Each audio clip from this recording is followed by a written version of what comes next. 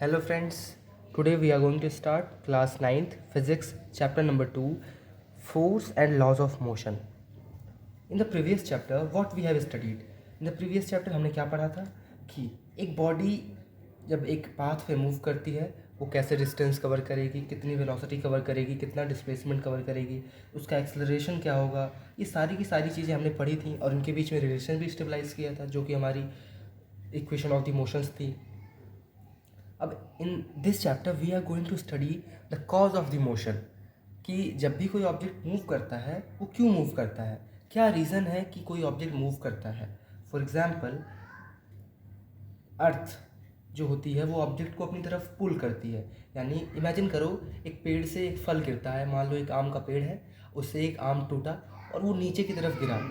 जब वो नीचे की तरफ गिरता है तो वो क्यों गिर रहा है, नीचे की तरफ ही क्यों गिर रहा है, उस पर कौन सा ऐसा फोर्स है, क्या रीज़न है कि वो नीचे की तरफ गिर रहा है. फॉर एग्ज़ाम्पल एक टेबल रखी हुई है, जब आप उसको पुश करते हो तभी वो टेबल मूव करती है. यानी कि उस टेबल को मूव कराए रखने के लिए आपको फोर्स लगानी पड़ेगी. तो इससे ये पता चलता है कि किसी भी ऑब्जेक्ट का मोशन ऐसे ही नहीं होता है, उसको कराने के लिए कुछ रिस्पॉन्सिबल होता है, कोई चीज़ है उसके पीछे जो उसको कंटिन्यू करके रखती है किसी भी मोशन को. In this chapter we are going to study that things what is this, और फिर उसके टाइप्स पढ़ेंगे, उसमें और डीपली जाएंगे. ठीक है, ठीक है. तो फॉर एग्जांपल हम लेते हैं कि ये हमारे पास एक टेबल है. ये टेबल नहीं है, एक ब्लॉक है, एक इमेजिन कर सकते हो मेटल का ब्लॉक है जिसका अपना कुछ वजन है, लेट्स सपोज 10 kg है. आपको इसको इस डायरेक्शन में मूव करना है, इस डायरेक्शन में मूव करना है, तो आपको क्या करना पड़ेगा. आपको अगर इस ऑब्जेक्ट को इधर मूव कराना है तो ये खुद ब खुद तो मूव करेगा नहीं. इसको मूव कराने के लिए हमें क्या करना पड़ेगा, इस पर फोर्स लगाना पड़ेगा. जब आप इस पर फोर्स लगाओगे तब ये ऑब्जेक्ट इस डायरेक्शन में मूव करेगा और फिर यहाँ पे आएगा. और फिर इमेजिन करो आपने क्या किया, फोर्स लगाना बंद कर दिया, आपने फोर्स क्या कर दी, स्टॉप कर दी. तो जब आप फोर्स स्टॉप कर दोगे तो ये जो ब्लॉक है आपका ये स्टॉप कर जाएगा. तो इससे ये पता चल रहा है कि जब भी किसी ऑब्जेक्ट का मोशन कराना होता है या किसी बॉडी को मोशन में रखने के लिए हमें क्या करना पड़ता है, उस पर एक फोर्स अप्लाई करना पड़ता है. यानी कि we can say that to keep a body in motion, to keep a body moving, हमें क्या करना पड़ेगा, वी शुड अप्लाई फोर्स. हमें क्या करना पड़ेगा, फोर्स अप्लाई करके रखना पड़ेगा, तभी कोई ऑब्जेक्ट मूव करेगा. तो क्या यहाँ से हम ये कह सकते हैं कि the source of the movement, the source of the motion is what, the force. यानी कि किसी भी ऑब्जेक्ट को मूव कराने के लिए, चलाने के लिए हमें क्या करना पड़ेगा, फोर्स लगाना पड़ेगा. यानी कि to keep a body moving there is always required a force.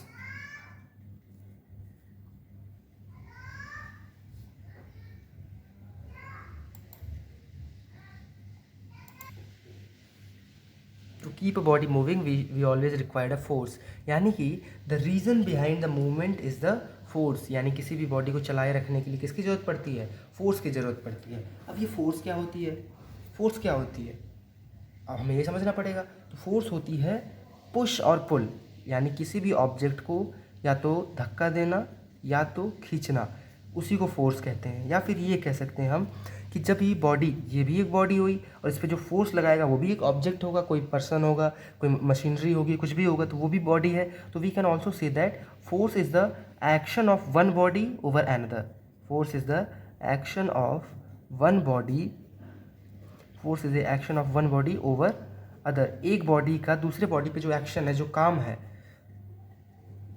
Is called force. अब हमें देखना है इफेक्ट ऑफ द फोर्सेस. मतलब कि एक बॉडी जब एक फोर्स लगता है किसी भी बॉडी पे तो उससे क्या क्या इफेक्ट हमें देखने को मिल सकता है, यानी कि फोर्स क्या क्या कर सकती है. तो बेसिकली हमें कुछ पॉइंट्स देखने हैं. लेट्स सी वो उन पॉइंट्स में क्या लिखा हुआ है.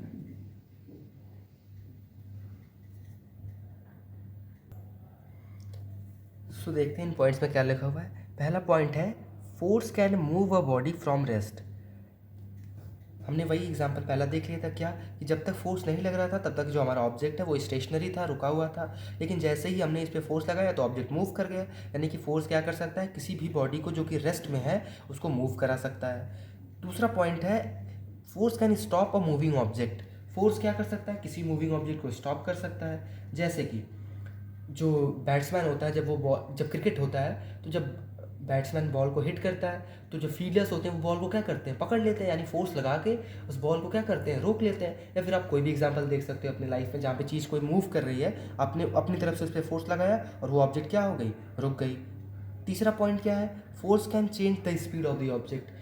फॉर आप जब भी आप साइकिलिंग करते हो तो आप देखते हो जब भी आपको जल्दी जल्दी साइकिलिंग करनी होती है, तेज़ चलना होता है, तो आप क्या करते हो, जल्दी जल्दी पैडल चलाते हो। जब आप जल्दी पैडल मारते हो तो उससे होता क्या है, आप अपने पैरों से ज़्यादा फोर्स लगाते हो पैडल पे। जब आप ज़्यादा फोर्स लगाओगे तो आपकी बाइसिकल तेज़ चलने लगती है। यानी कि फोर्स क्या कर सकता है, ऑब्जेक्ट की स्पीड को भी बदल सकता है। या फिर आप इसको ऐसे समझ सकते हो कि आप हो और आपका दोस्त है, आप साइकिल चला रहे हो, आपका दोस्त क्या करा कि उसने पीछे से आपको साइकिल को धक्का देने लगा, तो यानी आपकी स्पीड क्या हो गई, इंक्रीज़ कर जाएगी। लेकिन अगर वहीं उल्टा करने लगे, वो उसको खींच ले, अपनी तरफ खींच ले, तो आपकी वेलोसिटी डिक्रीज़ कर जाएगी, या कह दो आपकी स्पीड डिक्रीज़ कर जाएगी। तो यहाँ से हम क्या कर सकते हैं, ये फोर्स क्या कर सकता है, किसी भी ऑब्जेक्ट की स्पीड को चेंज कर सकता है, उसको उसको फास्ट भी कर सकता है, उसको स्लो भी कर सकता है। चौथा पॉइंट क्या है, force can change the direction of the object. Force क्या कर सकता है, किसी भी ऑब्जेक्ट की डायरेक्शन को चेंज कर सकता है। फॉर एग्जाम्पल, जब भी बॉलर बॉलिंग करता है तो बैट्समैन क्या करता है, अपनी बैट से उसको हिट करता है। जब हिट करता है तो क्या करता है, बॉल उसकी तरफ आ रही होती है, लेकिन वो फोर्स लगाता है और बॉल किसी और डायरेक्शन में चली जाती है, फील्ड में, ग्राउंड में। तो वो उसने क्या किया, बैट से फोर्स लगाकर ऑब्जेक्ट की डायरेक्शन को चेंज कर दिया। बिल्कुल सही। तो यहाँ से हम क्या कह सकते हैं कि force can change the direction of the object. And fifth point is, force can change the shape and size of the object. Force क्या कर सकता है, किसी ऑब्जेक्ट के शेप एंड साइज को भी चेंज कर सकता है। जैसे कि आप क्या करते हो, आपने एक बलून लिया, फूला हुआ बलून, उसको अपने हाथों से प्रेस किया, तो क्या हो जाएगा, वो उसका साइज़ चेंज हो जाएगा। या फिर आप टूथपेस्ट ले लो, टूथपेस्ट को जब आप क्या करते हो, उसको प्रेस करते हो तो उसमें से टूथपेस्ट बाहर आ जाता है और वो स्क्वीज हो जाता है, चिपक जाता है, उसका साइज़ क्या हो जाता है, चेंज हो जाता है। या फिर रबर बैंड, रबर बैंड को आप खींचते हो, फोर्स लगाते हो तो उसका भी शेप एंड साइज चेंज हो जाता है। These are the effects of the forces which we see in our day to day life. Force क्या कर सकता है, ये सारे के सारे उसके इफेक्ट्स हैं। दूसरी चीज़ क्या है, force can accelerate a body. Force can accelerate a body, इसको अभी हम नेक्स्ट पॉइंट में देखेंगे, अभी बात के लिए है ये points. Okay, now let's see how many types of forces there are. We are going to see there are two types of forces. What are these two types of forces, let's see. तो types of forces, there are two types of forces, balanced force and unbalanced force. इसको समझने से पहले हम देख लेते हैं resultant या फिर नेट फोर्स क्या होता है। रिजल्टेंट और नेट फोर्स मतलब होता है कि किसी भी बॉडी पे ओवरऑल फोर्स कितना लग रहा है, वही होता है रिजल्टेंट फोर्स। सॉरी, यहाँ पे टी होगा। रिजल्टेंट फोर्स क्या होता है और नेट फोर्स क्या होता है, कुछ नहीं होता है, किसी भी ऑब्जेक्ट पे जो टोटल फोर्स लगता है उसी का नाम होता है क्या, रिजल्टेंट फोर्स या फिर नेट फोर्स। किसी ऑब्जेक्ट पे जो टोटल फोर्स लग रहा होता है, टोटल फोर्स, उसी का नाम होता है रिजल्टेंट फोर्स।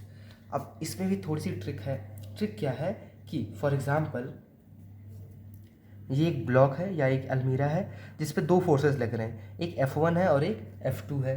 अब मान लो कि ये जो फोर्स लग रही है वो कितनी है, वो 1 न्यूटन है। अब ये न्यूटन क्या है, ये फोर्स की यूनिट होती है। जैसे हमने क्या पढ़ा था कि वेलोसिटी की यूनिट मीटर पर सेकंड होती है, एक्सेलरेशन की यूनिट मीटर पर सेकंड स्क्वायर होती है, उसी तरह फोर्स की यूनिट क्या होती है, न्यूटन।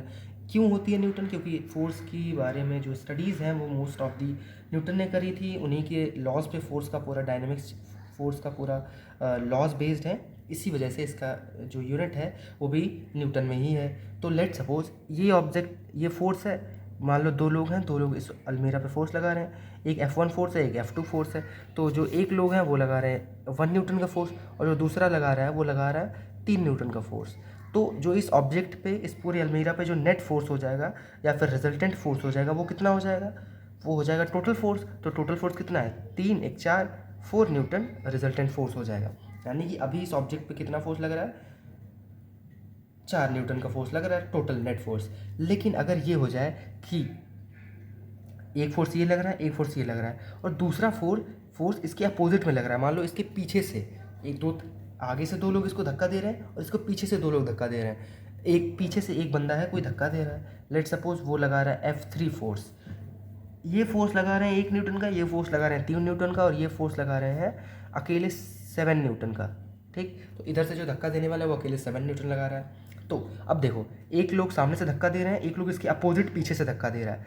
तो इस समय जो नेट फोर्स हो जाएगा वो ऑब्जेक्ट पे कितना लगेगा, वो लगेगा 7 न्यूटन माइनस 4 न्यूटन, तो नेट फोर्स आ जाएगा 3 न्यूटन। अब ये क्यों हुआ, नेट फोर्स या कह दो एक्चुअल फोर्स जो बॉडी पे लग रही है वो 3 न्यूटन का ही तो लगेगा। क्यों, क्योंकि जो 4 न्यूटन फोर्स इसका था वो इधर से जब ये उसके अपोजिट में लगा के वो क्या करेगा, बैलेंस कर देगा। सबसे पहले तो उसके 4 न्यूटन को ख़त्म कर देगा, उसका इफेक्ट कैंसिल आउट कर देगा, और अपना जो एक्स्ट्रा 3 न्यूटन का फोर्स है वो इस बॉडी पे अब जाके लग जाएगा। आप इसको ऐसे समझ सकते हो कि दो लोग हैं जो किसी ब्लॉक को, किसी टेबल को धक्का दे रहे हैं, एक लोग सामने से, एक लोग उसके अपोजिट साइड से। तो जब तक दोनों लोग सेम फोर्स लगाएंगे तब तक अब वो जो टेबल है वो वहीं मूव करेगी, वहीं रहेगी, मूव नहीं करेगी। लेकिन जैसे ही एक तरफ फोर्स ज़्यादा हुआ, एक तरफ फोर्स कम हुआ, तो जो टेबल है वो मूव कर जाएगी। अब ऐसा हुआ क्यों, क्योंकि जब तक वो दोनों लोग इक्वल फोर्स लगा रहे थे तब तक जो टोटल फोर्स था या जो नेट फोर्स था, जो रिजल्टेंट फोर्स था वो जीरो था। क्यों, क्योंकि दोनों ही फोर्सेज एक दूसरे को कैंसिल आउट कर दे रहे थे, तो जो टेबल था उसके ऊपर कोई फोर्स नहीं लग रहा था। लेकिन जैसे ही दोनों के फोर्सेस में अनबैलेंस हुआ, तो अब जिसकी तरफ फोर्स ज़्यादा रहेगा उसकी तरफ ऑब्जेक्ट क्या करेगा, मूव कर जाएगा। तो वही चीज़ यहाँ पे भी हुई, यहाँ पे 7 न्यूटन फोर्स था जो कि 4 न्यूटन से ज़्यादा था, तो इस बॉडी पे 7 न्यूटन फोर्स नहीं लगेगा, 3 न्यूटन का लगेगा। क्यों, क्योंकि ये 7 न्यूटन जो है पहले तो वो 4 न्यूटन को इनके बैलेंस करेगा, और जो बाकी के बचा हुआ 3 न्यूटन फोर्स है वो एक्चुअल में इस बॉडी पे लगेगा। तो रिजल्टेंट होता है एक्चुअली कितना फोर्स उसके ऊपर लग रहा है। नेट फोर्स का मतलब यही होता है कि ये फोर्स, ये फोर्स, ये फोर्स नहीं, एक्चुअल फोर्स कितना उसके ऊपर लग रहा है। नेट फोर्स जो ऑब्जेक्ट पे है वो कितना लग रहा है। लगाने के तो ये भी हो सकता है 10 लोग इधर से धक्का दे रहे हो, 10 लोग इधर से दे रहे हो, लेकिन एक्चुअल फोर्स लग कितना रहा है वो यही होगा कि दोनों के बीच में डिफरेंस कितना आया। तो ये होता है रिजल्टेंट फोर्स, या फिर हम कह सकते हैं नेट फोर्स। अब देखते हैं बैलेंस फोर्स और अनबैलेंस फोर्स क्या होता है। बैलेंस्ड फोर्स कुछ नहीं होता है, जब किसी ऑब्जेक्ट पे क्या होगा, फोर्सेस जो लग रहे होंगे वो बैलेंस होंगे। जैसे हमने बताया कि ये एक ब्लॉक है, ये एक टेबल मान लो है, इधर से एक लोग फोर्स लगा रहे हैं, एक लोग इधर से फोर्स लगा रहे हैं। जो फोर्स इधर से लग रही है वो भी 10 न्यूटन का है, और जो इधर से फोर्स लग रहा है वो भी 10 न्यूटन का है। तो इस केस में क्या है कि फोर्सेस दोनों तरफ से क्या है, बैलेंस्ड है। So it is called the balance force, that's it. So when forces acting on a body cancel out each other, मतलब कि 10 न्यूटन इधर से भी लग रहा है, 10 न्यूटन इधर से भी लग रहा है, दोनों क्या कर देंगे, कैंसिल कर देंगे एक दूसरे को, और जो ये ऑब्जेक्ट है वो वहीं का वहीं पड़ा रहेगा, मूव नहीं करेगा। तो उस केस में फोर्स कैसा हो जाएगा, बैलेंस्ड फोर्स हो जाएगा। तो balanced force is the force in which the applied forces cancel out each other, applied forces cancel each other, applied forces cancel each other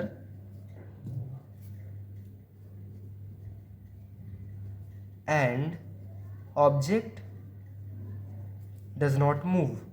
जो ऑब्जेक्ट है वो क्या करेगा, वो मूव नहीं करेगा। तो ऐसे फोर्स को बोल देंगे बैलेंस्ड फोर्स। लेकिन जस्ट इसका अपोजिट हो जाए, अनबैलेंस्ड फोर्स क्या होता है, जस्ट इसका opposite.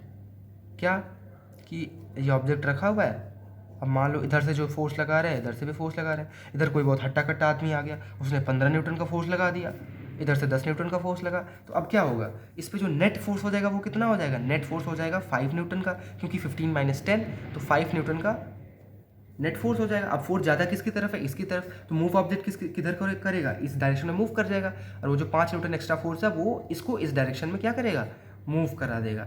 And in this case the forces are unbalanced, so it is called the unbalanced force. तो what we can say, what is the unbalanced force, so what we can say that when the forces are not equal then it is called unbalanced force. या फिर simply कह सकते हैं कि अगर जो applied force है वो एक दूसरे को cancel out, totally cancel out ना करें, यहाँ पे लिख लेना टोटली कैंसिल आउट।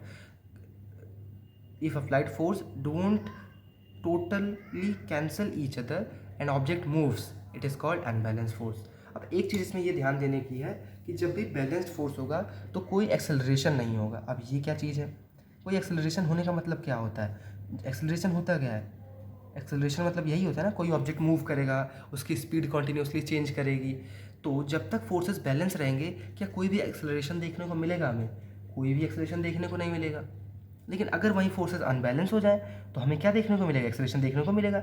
ऑब्जेक्ट की स्पीड वेलोसिटी चेंज कर सकती है, मान लो धक्का देते देते देते ये अपनी फोर्स को और बढ़ा दिया, फिर कम हो गई फोर्स, फिर बढ़ा दिया। तो जब भी अनबैलेंस फोर्सेज होंगे तभी तो एक्सेलरेशन होने का भी पॉसिबिलिटी रहेगी, वरना एक्सेलरेशन भी नहीं होगा। तो we can say that when the forces will be balance there will be no acceleration, there will be no acceleration, and when the forces are unbalance there will be acceleration.